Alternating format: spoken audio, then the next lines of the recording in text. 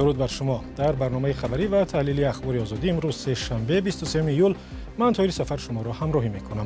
نخست نگاه به سرخط موضوعهای برنامه امروز. عبدالحلیم غفارزاده رئیس حزب سوسیالیستی کار 21 سالش را در نیم ساعت به کسی دیگر سپرد. در آستانه بازی‌های المپیک در فرانسه خطر احتمالی از افراطگرایان تاجیک به این بازی‌های بین المللی را تحقیق کردند. دعوت کردند و صحبت اونها تنها عمومی بود، یعنی وضعیت تاجیکان. مقامات در تاجیکستان سعی دارند استحصال برق از حساب نور آفتاب را زیاد کنند، کاری که به گفته متخصصان حالا ارزان و آسان نیست. برای ساختن مرکزی برقی آفتابی برای 1 کیلووات فرض کردیم از 2000 تا 4000 دلار صرف می شود. ماموران میلیسا در شهر دوشنبه پسر یکی از وزیران سابق حکومت تاجیکستان و خدای امام علی رحمان رئیس جمهور را برای غیر قانونی نصب کردن تجهیزات مخصوص در ماشینش بازداشت کردند. ریاست امور داخلی شهر دوشنبه روز 22 ایول با نشر یک بیانیه رسمی در صفحه‌اش در فیسبوک گفت دلاور شیرعلی‌زاده 28 ساله را برای غیر قانونی سیاه کردن شیشه ماشین گرانبهایش تویوتا لند کروزر و نصب چراغ‌های مخصوص برای ماشین‌های میلیسا و یا میگالک دستگیر کردند. معلوم نیست او را به بازداشتگاه بردند و یا نه، اما دلاور شیرعلی‌زاده را برای این قانونشکنی‌ها زیاده از 11500 سومانی و یا بیشتر از 1000 دلار جریمه بستند. دلاور شیرعلی‌زاده که پسر گل شیرعلی وزیر سابق انرژتیک است، در گذشته برای اوباشی و دیگر جنایت‌ها جزا گرفته و زندانی هم شده است. یکی از فرزندان دیگر گل شیرعلی داماد پرزیدنت امام علی رحمان است. چون این رفتار پسران منصبداران سابق و یا فعلی را در شبکه‌های اجتماعی بیانگر خودسری و بی‌اعتنایی آنها به قانون در تاجیکستان نامیدند. و حزب سوسیالیستی تاجیکستان امروز در یک انجمن در شهر دوشنبه که 1 ساعت هم ادامه نکرد رئیس نو برگزید. در انجمن غیر نوبتی حزب اعضای آن به جای عبدالحلیم غفارزاده که 21 سال باز رئیس بود، غلام حلیمزاده یک چهره ناآشنا در صحنه سیاسی تاجیکستان را انتخاب کردند. حزب سوسیالیستی یکی دیگر از احزاب خردی تاجیکستان است که آن را دست نشانده حکومت مینامند. همکاران ما برات یوسفی و ارشاد سلیمانی در انجمن امروزه بودند. عبدالحلیم 73 ساله رفت و حلیمزاده 41 ساله آمد. 35 دقیقه شماره اندک وکیلان انتخابات به نامزد الترناتیوی. انجمن غیر نوبتی حزب سوسیالیست تاجیکستان و انتخاب رئیس آن که روز 23 ایول در دوشنبه برگزار شد. ظاهراً همه حزب‌های سیاسی تاجیکستان از یک مرکز اداره می‌شوند که در چند هفته اخیر سومین حزب رهبرش را به اصطلاح جوان می‌کند. امروز سن سال استاد از 73 گذشت و سالهای آخر کمتر سلامتشان نیز اذیت داده است. از این لحاظ از ریاست کمیته مرکزی حزب سوسیالیستان خواهش نمودند که و با همین نظرداشت‌ها را آزاد نموده به جای او یگان نفر جوانتر با مسئول راستقول و تنراست را انتخاب نماییم. رئیس نوی سوسیالیست‌ها غلام حلیمزاده که تا این وقت رهبر دسته حزب در شهر بوستان ولایت سوخت بوده است. وکیلان در انجمن 3 نامزد به رهبری این حزب پیشنهاد کردند، اما 2 تن به نفع حلیمزاده از رقابت دست کشیدند. در پارلمان حرکت میکنیم، ما هم مطابق باشیم و پارلمان ثانی ما انتخاب میکنن. ما اول خودمون نشان دادن ما نکن. برای معرکه‌های کلانتر سیاسی مثلا انتخابات پرزیدنتی چیزا آمادگی میگیره؟ حالا این چیزا من آماده نیستم. ولی مقصد من این چیزای فکر نکردم. این به من نو. این مقصد ما در هدف ما نبودیم که انتخاب می شود یا انتخاب نمی شود. من هم یک هیجان اندر راستش. عبدالحلیم غفارزاده رئیس اکنون پیشین حزب سوسیالیست تاجیکستان از رئیس نو این حزب ستایش کرد.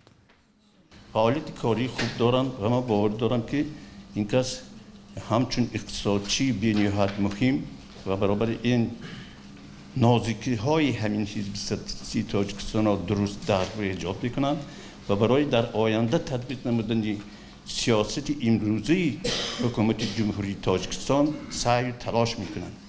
عبدالحلیم غفارزاده در صف حزب باقی میماند. از این پیشتر دو حزب سیاسی دیگری تاجیکستان دموکراتی و اصلاحات اقتصادی رئیسان خود را به افراد جوانتر عوض کردند. حزب سوسیالیست تاجیکستان سال 1996 از سوی سفرعلی کنجیف رئیس وقت شورای عالی و یکی از اساسگزاران فرانت خلقی تاجیکستان تأسیس شده است. بعد قتل اسرارآمیز او در سال 1999 این حزب به دو شاخه تقسیم شد که سال 2004 وزارت عدلیه جناح عبدالحلیم غفارов را به رسمیت شناخت.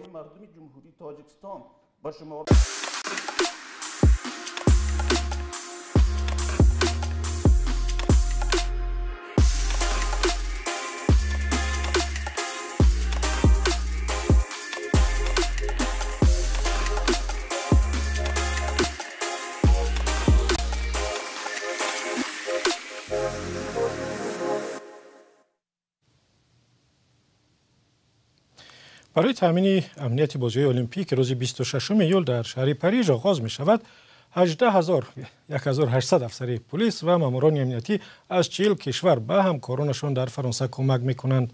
از جمله اسنایپرها و یا نشان زنها و نیروهای مخصوص، چون که جنگ در غزه و اوکراین و دیگر عامل‌ها نگرانی‌های امنیتی در فرانسه را بالا بردند. اما در آستانه این بازی‌ها و بعدی حمله تروریستی به تالار کنسرتی کراکوس که مقامات روسیه اساساً تاجیکان را به آن متهم می‌کنند، پلیس فرانسه مسئله احتمال خطر از طرف تاجیکان مقیم اینجا را هم تحقیق کرده است. خبرگزاری رویترز میگوید که پلیس فرانسه از جمله با محمد اقبال صدرالدین، یکی از مخالفان دولت تاجیکستان، و تیمور ورقی، خبرنگار پناهجو در فرانسه، درباره همین موضوع صحبت کرده است. محمد اقبال صدرالدین در یک پیام ویدیویی به رادیو آزادی گفت که واقعاً چون این صحبت جای داشت. ما صحبت با هتل دویل یا اینکه مرکز یا مری ایگار شهر که در پرفکتورای منطقه‌ای که ما قرار داریم هست دعوت کردند و صحبت اونها تنها عمومی بود، یعنی وضعیت تاجیکان، چون این کارهای عمومی است که شهرداری همیشه از یعنی افرادی که از هر مردمی که معروف هستند با اونها صحبت می‌آراید و قضیه‌های یعنی که در لابلای اون مردم یا اون ملت هست صحبت میکنند. و تیمور ورقی در یک پیام ویدیویی به رادیو آزادی گفت آنهایی که با او صحبت داشتند خود را کارمندان شهرداری معرفی کردند. خبرنگاری تاجیک افزود بیشتر پیدا شدن نام تاجیکان با اتهام تروریسم در رسانه‌ها مایه نگرانی است و یک سبب آن را سیاست‌های حکومت تاجیکستان نامید که به قول تیمور ورقی مردم را کمیزات و کم سواد و مجبور به ترک وطن کرده است. مردم ناچار از کشور به چهار طرف و به هر کجا خود را میزنند تا که نان یابند و زنده مانند. این مردم بیسواد و در تاریکی مانده و فریب خورده خدا را شکر نه همه‌شان تومه آسان واعظان اکستریمیست واعظان افراطی میگردند و به سبب نیست که تعداد زیادی تاجیکان زرخریدان داعش شدند.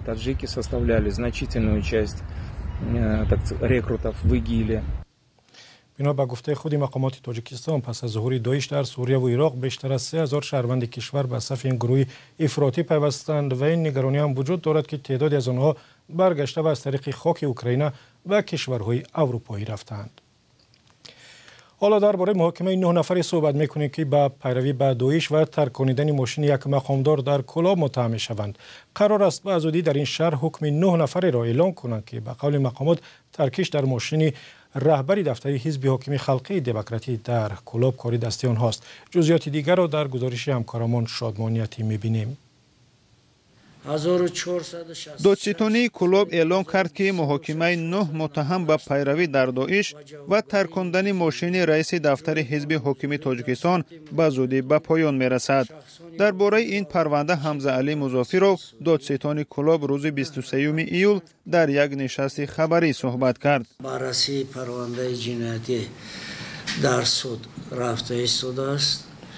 به واسطه در پرونده جنایتی من اشتراک دارم، ایبدار کننده دولتی را دستگیری دارم. برای مذاکرات از طرف ایبدار کننده دولتی برآمد شد. حاضر عین حال سخن آخرین ایبدار شونده و به خانه مشورت در آمدن سود مانده است.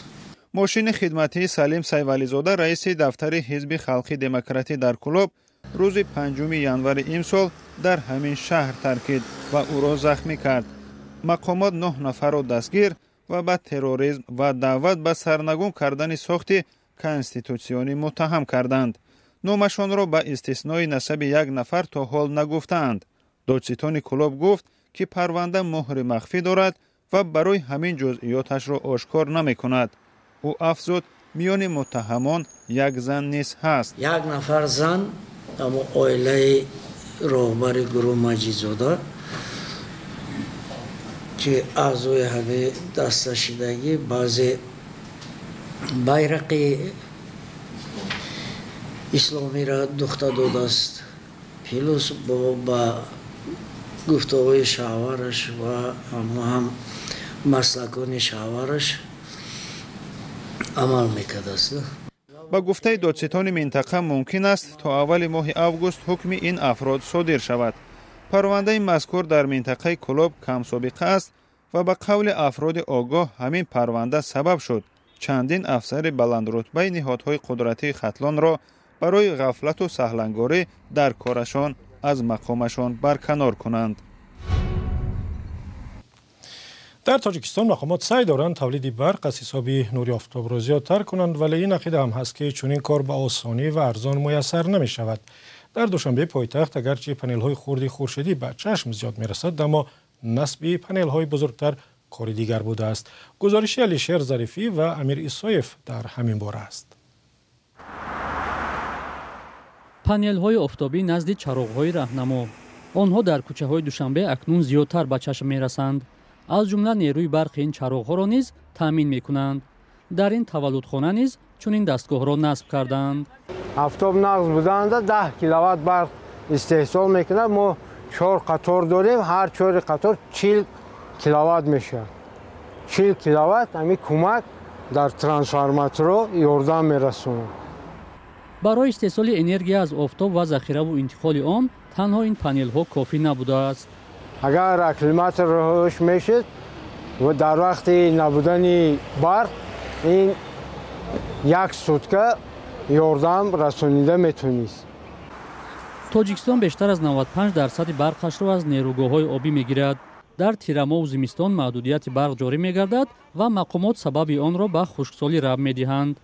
برق از آفتاب در چنین موردها یک منبع دیگری تامین ساکنان با برق ارزیابی می شود.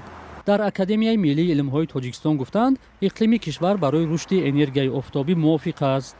در جمهوری تاجیکستان زیاده از 280 تا 320 روزهای آفتابی است که این امکانیت می‌دهد برای جمهوری تاجیکستان اقتدار ذخیره انرژی آفتابی زیاده از 3 تریلیون کیلووات ساعت است. ولی برای رشد این ساحه مشکل‌های دیگری خلل می‌رسانند. برای ساختن مرکزی برقی‌دهی آفتابی برای 1 کیلووات فرض کردیم از 2000 تا 4000 دلار صرف می‌شود که این برای نه هر کس مثلا دسترس است. 93% تاجیکستان کوهسار است و به قول همصحبت ما کم بودن زمین‌های هموار برای جایگیر نمودن پنل‌های بزرگ آفتابی از مشکل‌های دیگری به حساب می‌رود. وزارت انرژتیکا و ذخیره‌های آبی تاجیکستان به پرسش‌های ما در این موضوع پاسخ نداد. با اطلاع وزارت رشد اقتصاد در همکاری با سازمان‌های مالیه مثل بانک آسیای رشد، بانک جهانی، بانک اروپایی تجدید و رشد، آژانس ایالات متحده آمریکا اوید به رشد بین‌المللی، یک شرکت امارات متحده عرب بنیاد چند نیروگاه آفتابی و بادی در نظر داشته شده است. طبق اطلاع رسمی تاجیکستان با نظرداشت افزایش طلبات به نیروی برق نقشه دارد تا سال 2030 تولید آن را از حساب نیروگاه‌های بادی و آفتابی تا 70 مگاوات بیشتر کند. ولی با این همه معلوم نیست لیمیت به افسانه تبدیل می‌یابد یا نه. اخبار آزادی اینجا به پایان رسید و سپاس که تا این لحظه با ما بودید. خبر و گزارش‌های از این بیشتر رو میتونید در وبسایت azadi.org و صفحه‌های رادیو آزادی در فیسبوک، اینستاگرام، ایکس و تلگرام و تیک تاک و یوتیوب پیدا کنید. از اون که با ما بودید سپاسگزارم. خدا نگهدار.